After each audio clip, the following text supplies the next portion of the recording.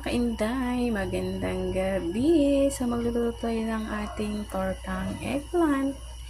So inihaw na natin yan mga kainday kasi mas masarap ang inihaw. So nagluluto rin tayo ng rice. Yan ang ating simpleng hapunan. So keep on watching. And syempre mga kainday, babalatan na natin ang ating inihaw na eggplant. So ayan, nabalatan na natin yung iba. So, babalatan na rin naman na natin to. So, medyo mainit, kaya ingat-ingat din tayo. Ayan. Ingat sa pagbabalat. So, ganito kasi ang gusto ko mga kainday, yung inihaw.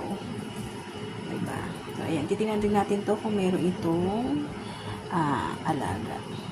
So, ayan. Wala naman siya mga kainday.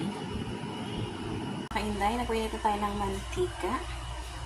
And then, ilalagyan na natin ang ating torta.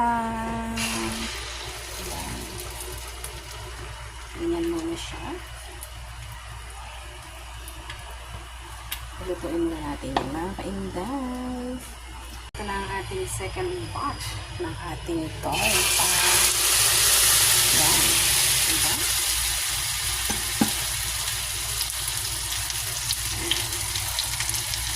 Torta for dinner, mga kainday.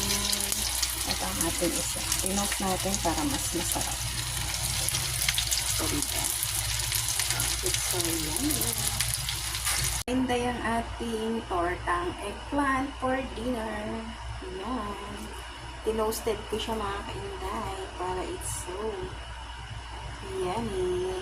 Diba? Sarap na naman ang ating dinner. So, yan.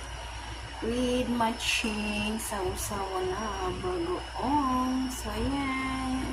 Kain na tayo. Bye!